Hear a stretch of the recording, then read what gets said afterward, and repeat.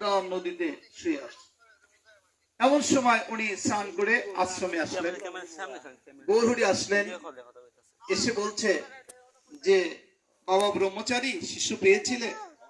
বলছে যে না, কাউকে তো পাইনি গৌরহরি। বললো একজন তো দেখলাম আমি, এসেছিল আপনার কাছে, বলছে একটা মরা লাশ এসেছিল, তাছাড়া তো আর কেউ ছিল না। বলছে যে এই জগতে সব তো মরা মানুষ, কেউ বা টাকা, কেউ বা নারী, কেউ বা বিষয়, কেউ বা বাড়ি, এক একজনে আমরা এই মায়ার সংসারে মরে আছি। এই মরা মানুষগুলো যদি চৈতন্য করতে না পারে তাহলে গুরুগিরি করবেন কি করে? মরা মানুষগুলোকে চৈতন্য করতে হবে এবং তাদেরকে কৃষ্ণমুখী করতে হবে, বিষয়মুখী মানুষগুলোকে কৃষ্ণমুখী করতে হবে।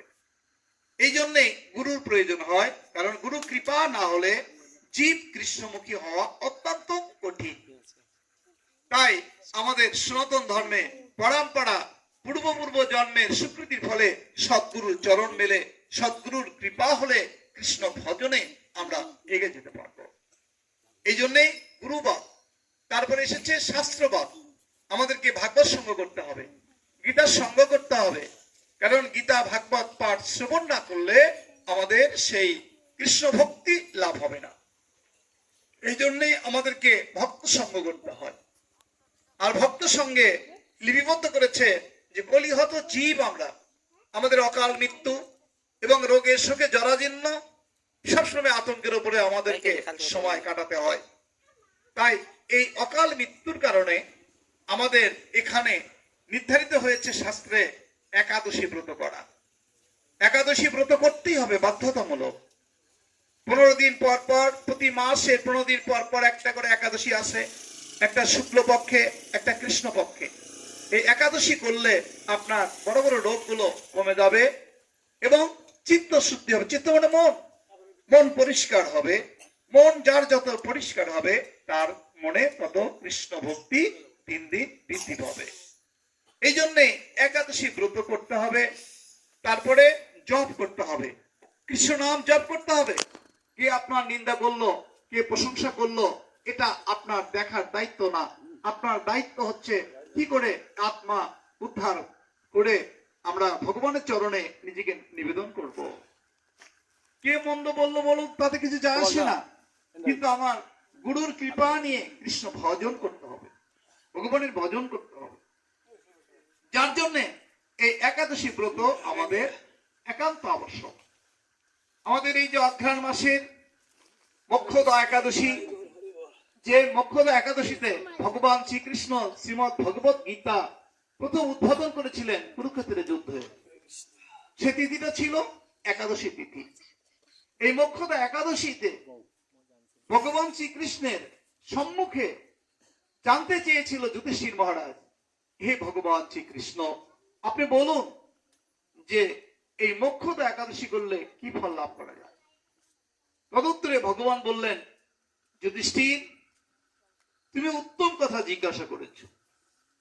এই মোক্ষদা একাদশী করলে এমন একটি ফল লাভ হয়, সেটা পাপ ক্ষয় হয়।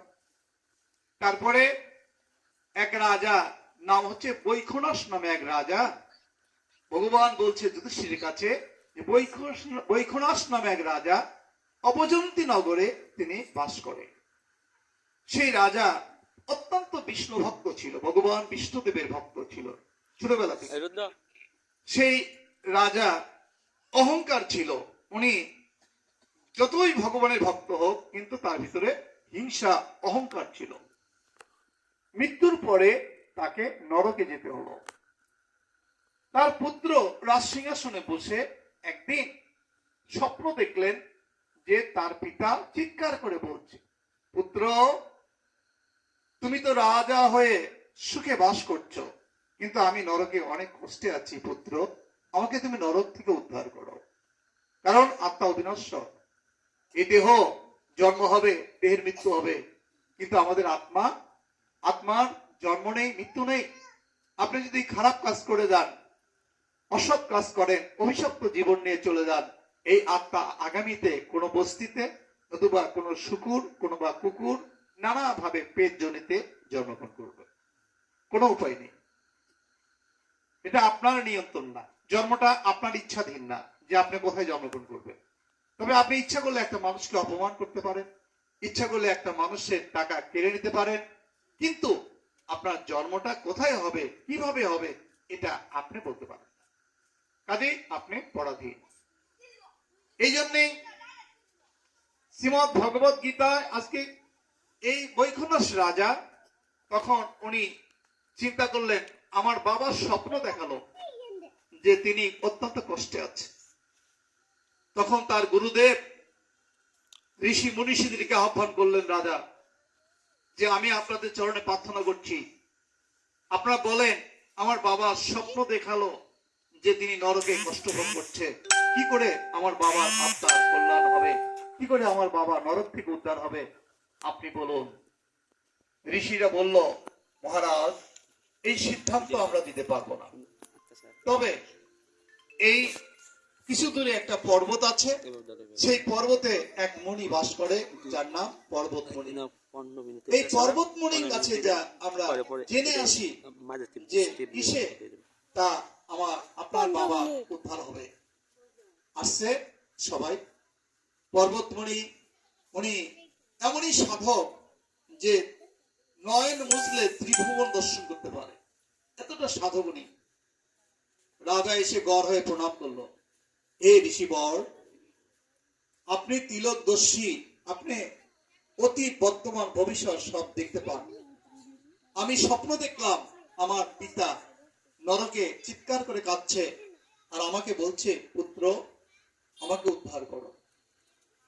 এখন আমি যত বড় ব্রতই হোক, যত কঠিন তপস্যাই হোক, আপনি আমাকে যা বলবেন আমি তাই করব, তবু আমার বাবাকে নরক থেকে আমি যেন উদ্ধার করতে পারি।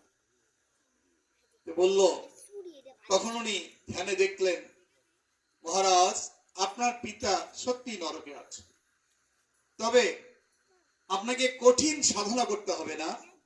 এই যে মোক্ষদা একাদশী সামনে, এই একাদশীটা আপনার পরিবারের সবাইকে নিয়ে আগের দিন সংযম থেকে পরের দিন একাদশী ব্রত করে, তারপরে পারণে সাধুগুরু বৈষ্ণবকে নিমন্ত্রণ করে আপনি তাদের কাছে বলবেন যে এই একাদশীতে যদি কোনো পুণ্য হয়ে থাকে, সেই পুণ্যটা আমি আমার বাবাকে দিয়ে দিলাম, আমার বাবা যেন নরক থেকে যেন উদ্ধার পায়।